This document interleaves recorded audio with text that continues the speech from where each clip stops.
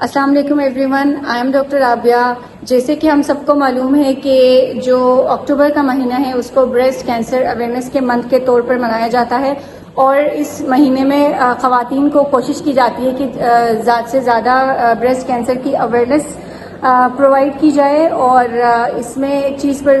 جو زیادہ زور دیا جاتا ہے وہ سیلف بریسٹ اسیسمنٹ یا ایگزامینیشن ہوتی ہے۔ یعنی اس میں ہم اس چیز پر زیادہ فوکس کرتے ہیں کہ خواتین کو اپنی چھاتی کا معائنہ ہر مہینے خود کرنا چاہیے، اور ان کو یہ چیز پتہ ہونی چاہیے، ان کے نالج میں ہونا چاہیے کہ یہ چیز نارمل نہیں ہے، اور بر وقت اپنے ڈاکٹر سے رجوع کرنا ہے۔ تو بہت ساری خواتین ایسی ہوتی ہیں جن کو پتہ نہیں ہوتا کہ صحیح طریقہ معلوم نہیں ہوتا کہ اپنی چھاتی کا معائنہ کیسے کرنا ہے۔ تو آج کی ویڈیو میں آپ کو اپنی چھاتی کا معائنہ کرنا سکھاؤں گی، تاکہ خدا نخواستہ کوئی اب نارمل چیز آپ نوٹس کرتے ہیں تو ٹائم سے اپنے معالج کے پاس جائیں اور آپ کا بر وقت علاج ہو۔ تو ہم آپ کو سکھا رہے تھے کہ آپ نے اپنی چھاتی کا معائنہ کیسے کرنا ہے۔ آپ نے جو گھڑی ہوتی ہے اس کو امیجن کرنا ہے، اور یہ آپ کی چھاتی ہے اور یہ نپل ایریولا کمپلیکس ہے۔ اس طرح گھڑی میں 12 بجتے ہیں اور باقی مارکنگس ہوتی ہیں سیم ایگزیکٹ، آپ نے اسی طرح اپنے مائنڈ میں امیجن کرنا ہے، اور اس کا مقصد یہ ہے کہ کوئی ایسی جگہ نہ رہے جس کا آپ نے معائنہ نہ کیا ہو۔ آپ نے معائنہ کرنے سے پہلے ایک چیز اپنے ذہن میں رکھنی ہے کہ جو آپ کی فنگرز کا فلیٹ پارٹ ہوتا ہے اس سے آپ نے پیلپیٹ کرنا ہے، اور بریسٹ کو کبھی بھی 2 فنگرز کے بیچ میں اس طرح پیلپیٹ نہیں کرنا، کیونکہ ہماری جو نارمل بریسٹ انیٹمی ہے وہ اس طرح کی ہوتی ہے کہ اگر آپ اس کو ایسے پکڑیں گے تو آپ کو ایسا لگے گا کہ یہ گلٹی ہے۔ تو آپ نے اپنے فلیٹ آف فنگرز سے اس کو ایسے دبا کے پیلپیٹ کرنا ہے، اس طرح ہر کوڈرنٹ میں جا کے آپ نے بالکل اس طرح اس کو دبانا نہیں ہے، ٹھیک ہے۔ ایک چیز آپ نے اس کو پیلپیٹ کر لیا ہر کوڈرنٹ کو جس طرح ہم نے یہاں پہ بنایا ہے۔ یہ کرنے کے بعد آپ نے کیا کرنا ہے کہ یہ جو بیچ کا حصہ ہے، جو نپل ایریولا والا حصہ آتا ہے، آپ نے اس جگہ پہ بھی پریس کر کے دیکھنا ہے کہ اس کی جگہ پہ کوئی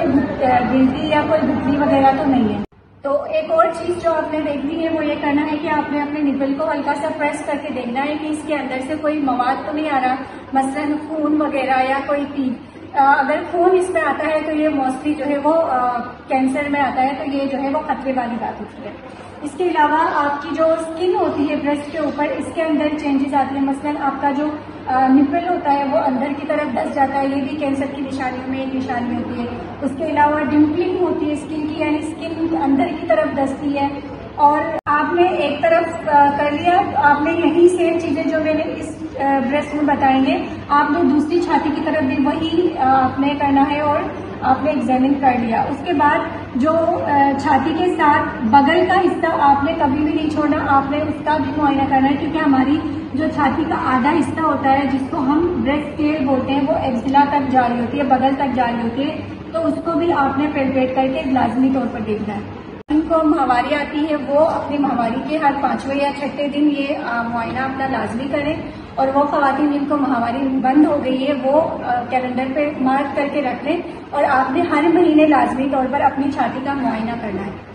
یہ ویڈیو بنانے کا میرا جو مین مقصد ہے وہ یہ ہے کہ آپ اگر اپنی چھاتی کا معائنہ کرتے ہیں گھر پہ اور آپ کو کسی قسم کی گلٹی محسوس ہوتی ہے، یا آپ کی جو اسکن ہے اس میں کوئی تبدیلی آتی ہے، آپ کی نپل میں کوئی چینج آیا ہے، چھاتی میں کوئی ریسنٹ کوئی بھی چینج آتا ہے، تو آپ نے اسی وقت فوراً اپنے ڈاکٹر کو جا کے رجوع کرنا ہے، تاکہ بر وقت اس کی تشخیص ہو اور پھر علاج بھی ٹائم سے ہو۔